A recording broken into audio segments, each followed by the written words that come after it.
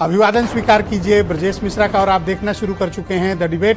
बहनों भाइयों, उत्तर प्रदेश में उपचुनाव को अब बहुत ही थोड़ा सा वक्त शेष है, इसलिए आप देख रहे होंगे कि सत्ता पक्ष और प्रतिपक्ष की तरफ से तैयारियां भी उसी रफ्तार से हो रही हैं। सीटों का बंटवारा करने के बाद बीजेपी के दिग्गज लगातार दौरा कर रहे हैं और आपने देखा होगा कि मुख्यमंत्री योगी आदित्यनाथ, जिन्होंने खुद 2 सीटों पर कमान ले रखी है, वो मिल्कीपुर अयोध्या 2 बार जा चुके हैं।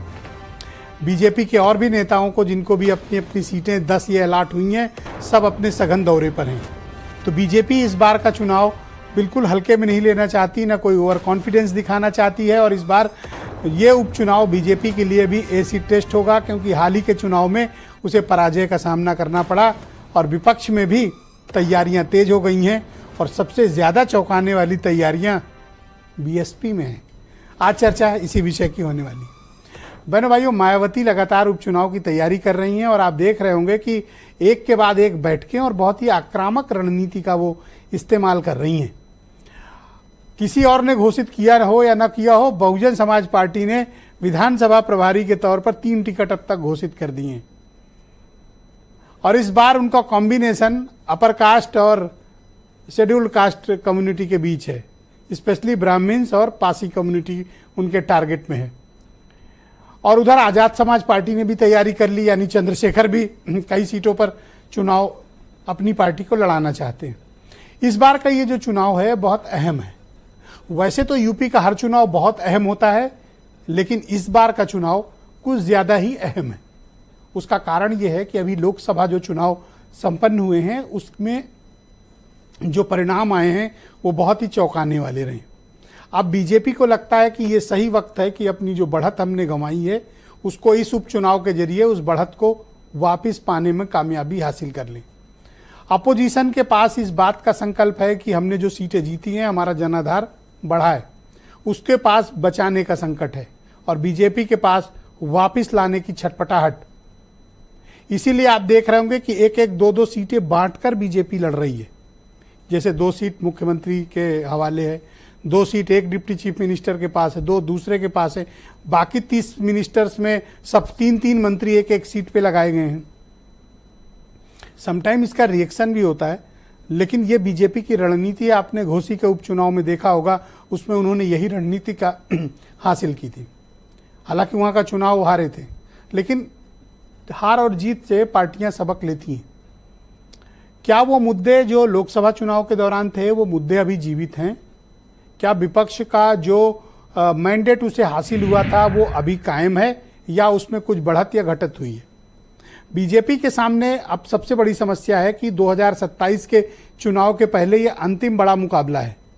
इसके बाद पंचायत के चुनाव, नगर पालिकाओं के चुनाव हैं, लेकिन वो चुनाव स्थानीय दृष्टिकोण से होते हैं। लेकिन पार्लियामेंट के और असेंबली के चुनाव, चाहे बाई इलेक्शन हो या जनरल हो, बहुत अहम हो जाते हैं। इन दिनों रणनीति के तौर पर आपने देखा होगा, समाजवादी पार्टी ने भी 1-1 सीट पर प्रभारी घोषित कर दिए और सारे इंपॉर्टेंट लीडर्स को प्रभारी घोषित किया है। तो जाहिर सी बात है कि वो अपनी बढ़त को किसी कीमत पर खोना नहीं चाहेंगे। इन दिनों एक और डेवलपमेंट हुआ है जिस पर ध्यान रखना चाहिए।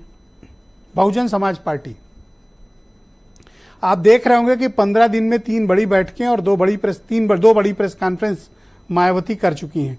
मुद्दा वो आरक्षण का उठाती हैं जो सुप्रीम कोर्ट से आदेश हुआ है, उसको लेकर वो बीजेपी, सपा, कांग्रेस सब पर आरोप लगाती हैं। लेकिन उनकी रणनीति इस बार के उपचुनाव में बहुत आक्रामक तरीके से लड़ने की है और उन्होंने इस बार ये कोशिश की है कि बीएसपी को एनी हाउ इस बाई इलेक्शन में थोड़ी इंपॉर्टेंट पोजीशन में इज्जतदार तरीके से ऊपर लाया जाए। लेकिन बहनों भाइयों, जिस तरह का मैंडेट उत्तर प्रदेश में आ रहा है, वो बहुजन समाज पार्टी के लिए कोई खास सिग्नल देता हुआ नहीं दिख रहा है। तो मायावती की ये कोशिशें किस अंजाम तक पहुंचेंगी, यही आज का विषय है। क्या मायावती वापस अपना वोट शेयर पाने में कामयाब होंगी या फिर पीडीए और अखिलेश यादव के लिए, कांग्रेस पार्टी के लिए मायावती इस बाई इलेक्शन में एक मुसीबत बनकर सामने आएंगी? अपना वोट शेयर ले पाएंगी या फिर उनका नुकसान करेंगी? जिस तरह का प्रत्याशियों का कॉम्बिनेशन वो ला रही हैं, समाजवादी पार्टी के लिए थोड़ा मुश्किल होगा उस कॉम्बिनेशन की काट खोजना।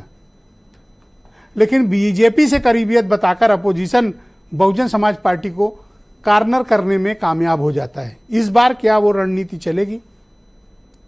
अब मायावती भले ही पीडीए का रास्ता रोकने की कोशिश कर रही हो, लेकिन कोई एक ऐसा भी है जो उनका रास्ता रोक रहा है। आजाद समाज पार्टी, चंद्रशेखर आजाद खुद मेंबर ऑफ पार्लियामेंट हैं और अपनी पार्टी को चला रहे हैं। उन्होंने भी संकल्प किया है कि 10 सीटों पर प्रत्याशी उतारेंगे। तो पश्चिम जहां उनका प्रभाव है, उन सीटों पर, चाहे वो मीरापुर हो, गाजियाबाद हो, खैर की सीट हो, कुंदरकी की सीट हो, इन सब जगहों पर अगर वो बीएसपी का कोर वोटर अपनी तरफ खींचने में कामयाब हुए तो नुकसान पीडीए का भी है, नुकसान बीजेपी का भी है, नुकसान बीएसपी का भी होगा। तो इस बार का उपचुनाव बड़े ही इंटरेस्टिंग हालात में है।